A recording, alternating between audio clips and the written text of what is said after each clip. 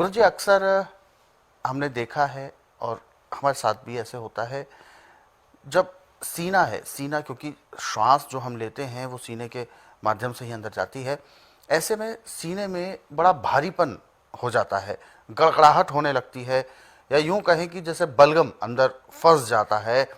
उस तरीके की बहुत ज़्यादा दिक्कत होती है। ना तो रात को सोया ठीक से जाता है, ना ही बोला ठीक से जाता है, खांसी अलग आती है, धीरे धीरे वो बीमारी बन जाती है। सबसे पहले तो मैं जानना चाहूँगा कि आखिर क्या है ये समस्या, क्यों बलगम बनती है? क्या बलगम बनना किसी रोग की निशानी होती है? क्या है दृष्टिकोण आपका?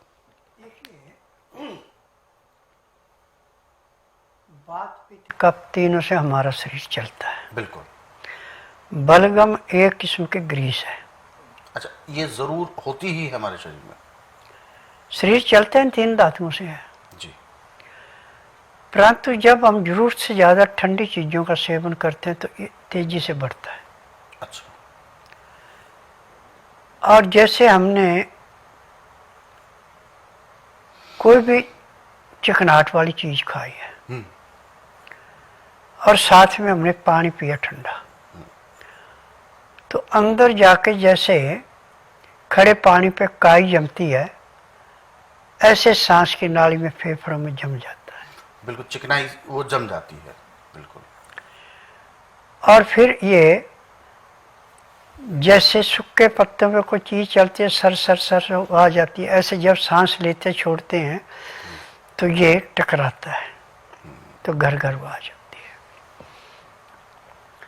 अब इसको समाप्त करने के लिए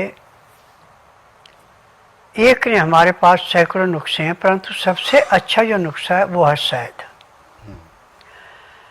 शहद फूलों का पराग है और इसको सिर्फ मधुमक्खी ही इकट्ठा कर सकती है, बाकी कोई नहीं कर सकता। अच्छा। और इकट्ठा करके जब ये अपने छत्ते में लगाती है तो जब भर देती है तो फिर इस पे पंखों से हवा दे के इसको पिघलाती है, और जब ये पिघलता है तो उसको मोम लगा के बंद भी कर देती है। अच्छा। यानी शुक्ल पक्ष में ये इसको खाती है, कृष्ण पक्ष में बनाती है। और ये शहद जो है ये जंगली मक्खी में तो अच्छा छत्ता है, तो 1 महीने में 40 किलो तैयार कर देती है। परंतु जो पालतू मक्खियां हैं जो बक्सों में पाली जाती हैं, ये एक बक्सा 1 महीने में 4 से 5 लीटर तैयार करता है। अब इसमें जंगली मधुमक्खियों का तो धुएं से मक्खियों को हटा करके या पानी का छिट्टा वहाँ पे मारो जहाँ पे शायद है, मक्खियाँ वहाँ से छोड़ देती हैं। तो आप काट के उसको ले आए, निकालते हैं तो उसमें भी शायद पूरा नहीं निकलता, मुंह में भी शायद रह जाता है। और छत्ते में आगे तो लगाती है, बाकी छत्ते के नीचे के घेरे में पूरे में होता है। और थोड़ा सा ऐसा जितने में शायद रखते हैं वो मोटा बनाया जाता है, पिछले का हिस्सा उसका पतला होता है।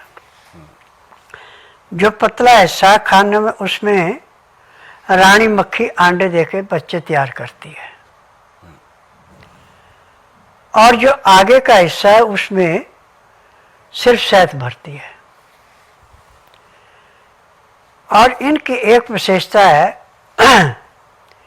कि यदि पानी का छिट्टा देके आप करते हैं तो ये उड़ती नहीं है, ये साइड छोड़ देती है। परंतु धुआं देते तो उड़ती हैं, परंतु काटती नहीं है। अच्छा, धुआं देने के बाद काटती नहीं काटती। अब मुंह से काटती नहीं है ये जी। इनके पूंछ की तरफ एक कांटा होता है, उसको चुभोती हैं, डंक मारती हैं। और जब चुभोती हैं तो डंक चमड़ी के अंदर टूट जाता है, तो इसकी मृत्यु भी बड़ी जल्दी हो जाती है, फिर सेप्टिक हो जाता है इसको। मृत्यु किसकी? जिसको काटा या जिसने काटा? जिस मक्खी ने काटा अच्छा। उसकी मृत्यु हो जाती है।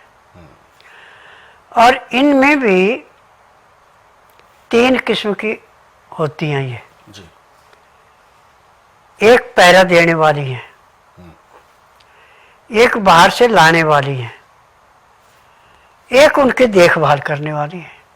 अच्छा, यानी इनमें भी एक सिस्टम होता है। हाँ, जैसे हमारे में काम बटा हुआ है, ऐसे इनमें भी काम बटा हुआ है। अब इस शहद के अंदर गुण है कि यदि आप एक एक चम्मच मुंह में रख के आस्ता आस्ता चूस रहे हैं तो 2 चम्मच चूसने के बाद आपकी घड़घड़ाहट बंद हो जाएगी, सांस नॉर्मल आने लगेगा। और जब आदमी की उम्र 45 से 50 के बीच में जाती तो उसको अपने अंदर बुढ़ापा आना महसूस होता है। यदि उस टाइम ये 50 ग्राम शहद सुबह से शाम तक दूध में मिला के, पानी में मिला के, रोटी में चुपड़ के खा रहा है तो फिर इसका जीवन जो है 25 साल की उम्र के बराबर हो जाता है।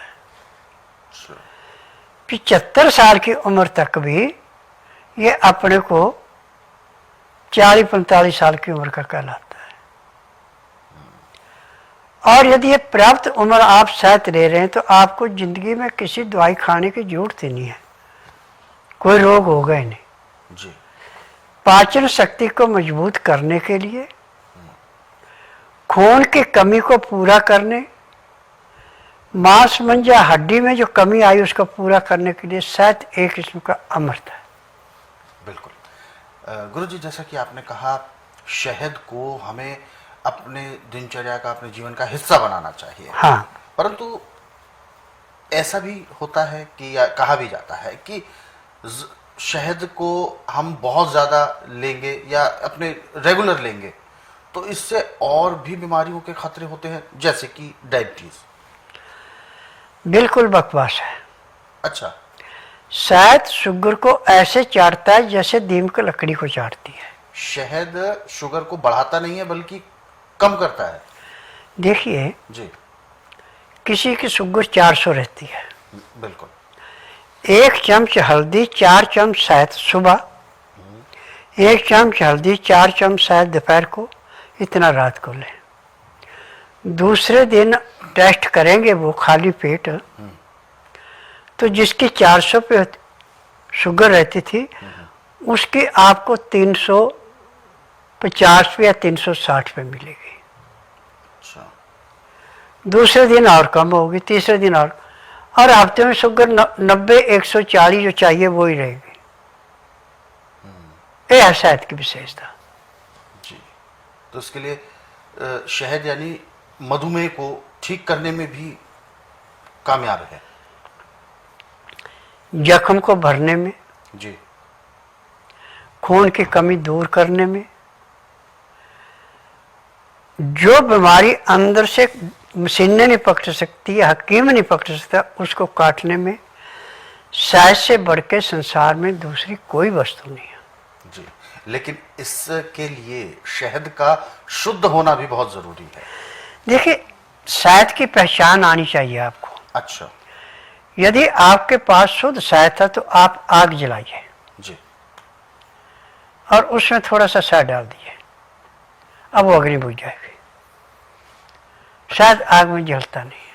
शहद आग में नहीं जलता है। हाँ, यदि इतनी परीक्षा नहीं कर सकते हैं तो मोमबत्ती जलाइए आप। बिल्कुल। और एक कागज के ऊपर 1 चम्मच शहद डाल दें। अब उस कागज को ऐसे पकड़े और मोमबत्ती पे उसको जहाँ शहद है वहाँ से गर्म करें, तो कागज में आग नहीं लगेगी और शहद पिघल जाएगा और जैसे पानी उबलता ऐसे उबलेगा। जब आप उसको उंगली लगा के ऐसे देखें तो तार नहीं देगा। अच्छा। वो आपको पानी जैसा लगेगा, उसमें चिकनार चुकनूट कुछ नहीं रहेगी उस टाइम। जी। और जब मोमबत्ती से हटाएंगे और ठंडा होगा तो उसमें चिकनाहट भी आ गई और वो गाढ़ा भी हो गया। तो ये परंतु इसके गुणों में कमी आ जाएगी फिर। अच्छा, गुणों में कमी आ जाती है। हाँ, शायद कभी भी जम जाए, धूप में रखो पिघल जाएगा, गर्म पानी में बर्तन को रखो पिघल जाएगा, और शायद को छत्ते से निकाले वो 6 महीने हो जाए तो जम जाता है। अच्छा, शहद जमता भी है? हाँ। क्योंकि बहुत सारे लोग ऐसा कहते हैं कि शुद्ध शहद कभी नहीं जमता। नहीं नहीं, जम जाता है। अच्छा, जमता भी है। हाँ, जो कहते हैं जमता नहीं, उसमें केमिकल मिलाया जाता है, परंतु फिर उसके गुणों में कमी आ जाती है। जी, यानी गुणों में उसके कमी आ जाती है। अब शायद 3 किस्म की मधुमक्खियां बनाती हैं। अच्छा। जंगली मधुमक्खियां 2 किस्म की हैं, एक नर है, एक मादा है। जी। मादा की मक्खी का शायद छोटी मक्खी होती है, मादा बड़ी नहीं होती। बड़ी मक्खी होती है मादा। अच्छा। छोटी नर होती है। और मादा अंडे भी ज्यादा देती है, और इनमें भी एक ही मादा होती है जो अंडे देने वाली है। अच्छा। यदि इसमें इन्होंने बच्चे पैदा किए और उसमें 3 या 4 मादाएं बड़ी हो गई हैं, तो उन बच्चों का भी विभाजन हो जाता है। बिल्कुल, पूरा एक विचित्र अलग ही संसार है। हाँ, यानी एक कुलबा उतना ही रहेगा जितनी जरूरत है, जितनी जरूरत है, उससे ज्यादा नहीं। नर और मादा, अब देखिए जो पालतू मक्खी हैं ये तो बक्सों के अंदर रहती हैं। बिल्कुल। एक बाहर भी 2 मक्खियां हैं जो के उड़ करके आएंगी आपके घर में, परमानेंट उनका स्थान बन गया है। तो कोई तो 12 महीने भी रहती है, कोई गर्मी बसंत ऋतु से लेके आती हैं, वर्षा ऋतु में वापस चली जाती हैं। और इनका ये नहीं कि हिंदुस्तान में ही है। अच्छा। ये बाहर के देशों में भी चली जाती हैं। जहाँ पे फूल ज्यादा होंगे वहाँ मधुमक्खी ज्यादा होंगी, जहाँ फूल कम होंगे वहाँ कम होगी। अब एक मक्खी जंगली ऐसी है जो कि या तो मकान के अंदर लगेगी या जमीन में खोल होगा उसके अंदर जाके लगेगी। अच्छा। और इसमें एक मक्खी है मोटी है, एक पतली है।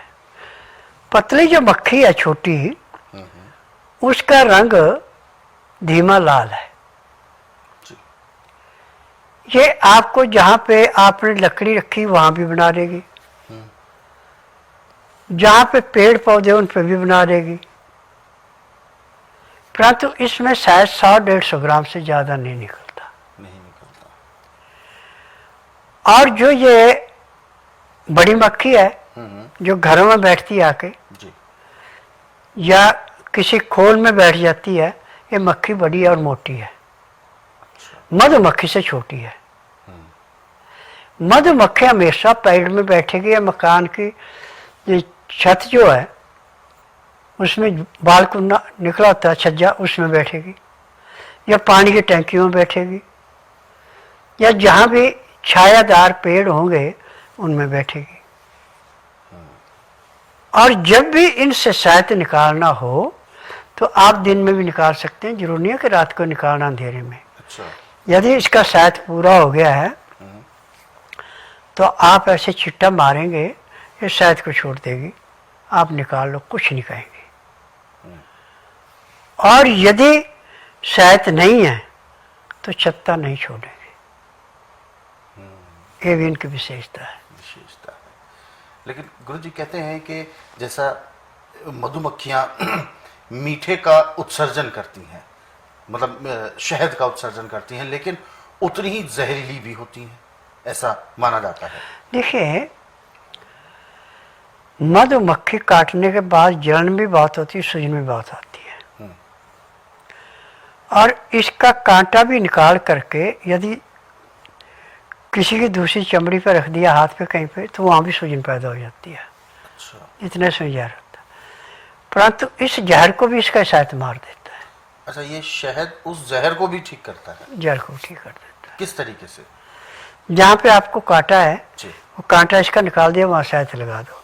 अब थोड़ी देर हाथ धोना नहीं, अब न सूजन आएगी न दर्द रहेगी। अच्छा, और जो सूजन भी है वो समाप्त हो जाती है। बिल्कुल। तो दर्शक